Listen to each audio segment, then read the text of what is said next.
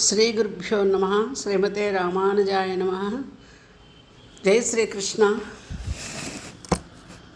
ఆండాళ్ దివ్య తిరువడిగలే శరణం.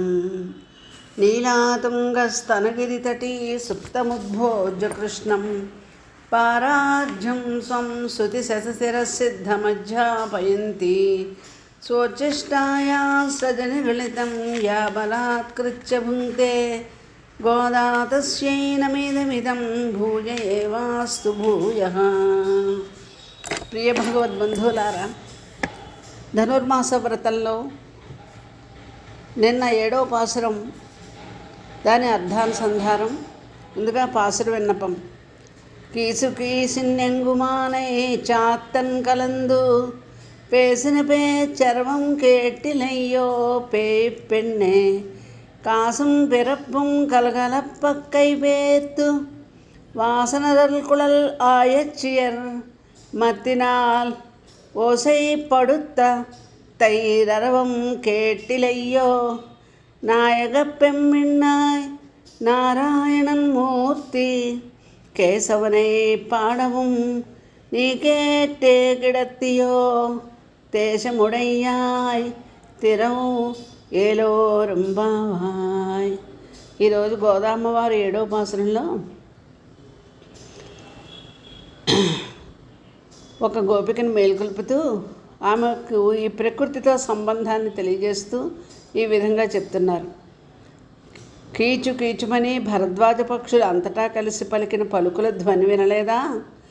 మంగళసూత్రాలు ఆభరణాలు కలిసి గలగలలాడేలాగా తమ చేతులు చాచి పరిమళంతో నిండిన పుష్పముల వాసనలు వీధిలోకి గుబాళించేలాగా పెరుగు చిలుకుతున్న గొల్లపడుచుల యొక్క ఆ అధిమదన ధ్వనిని వినలేదా? నారాయణ, కేశవ అని మేము పాడినా నీవు విని పలుకున్నావే. అదిగో నీ తేజస్సు మాకు కనిపిస్తున్నది. నీవు అంత తేజస్సాలను ఎట్లా అయినావు? ఆ భగవదనుభవం నీకు ఎలా ఉన్నది మాకు స్పష్టంగా తెలుస్తోంది. కానీ నీవు మమ్మల్ని నడిపించేదానివి, నాయకురాలివి. నీవు లేవనిదే మేము ఎక్కడికి నడుస్తాము?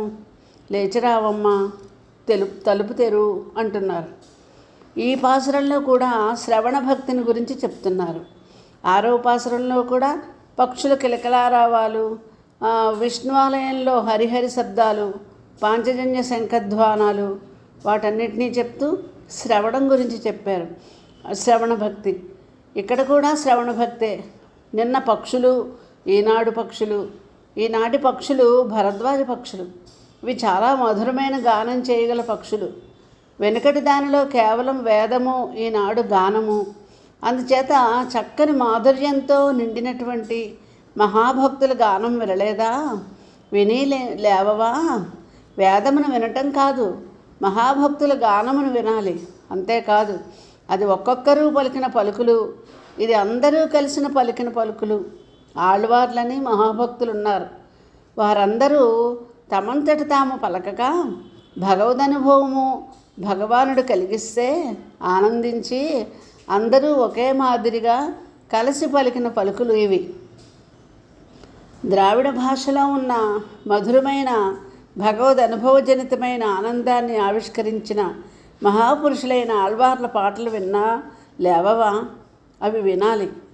అంతేకాదు, కేవలం మంత్రానుసంధానం చేస్తూ మనస్సులో తిరుమంత్రము అంటే అష్టాక్షరి, ద్వయమంత్రము, ఈ 2 మంత్రములను హృదయంలో ధరించి తమ లోపల ఉన్నటువంటి జ్ఞానము పైకి ప్రకాశించేలాగా విశ్వాన్నంతటినీ భగవత్స్వరూపంగా చూసి ప్రేమించేటువంటి పెరుగు చిలుకుతున్న ధ్వని వినాలి. పెరుగు చిలకడమేమిటి? పాలు అంటే భగవద్గుణములు. అవి మనస్సులో ప్రవేశించి తోడుకుంటే పెరుగు. ఇది మననభక్తి, మననము. కనుక ముందు శ్రవణము, తర్వాత మననము.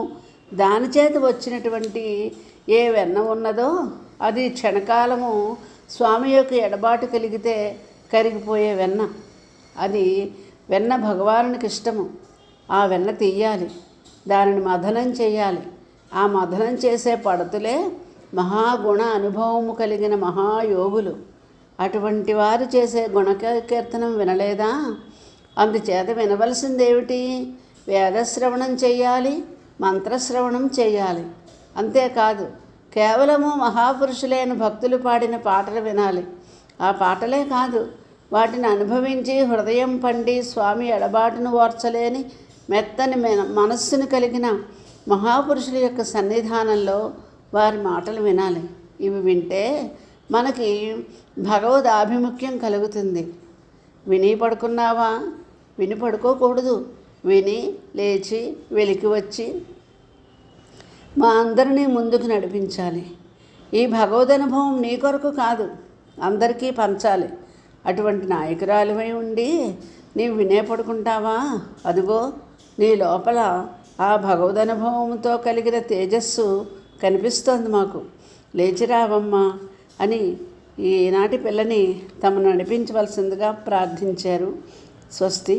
కర్కటే పూర్వఫల్గుణ్యాం తులసీ కారణోద్భవాం పాండ్యే విశ్వంభరాం గోదాం వందే శ్రీరంగనాయకీం. శోచిష్టమాలికాబందా గంధబంధురజిష్ణవే విష్ణుచిత్తతనూజాయై గోదాయై నిత్యమంగళం.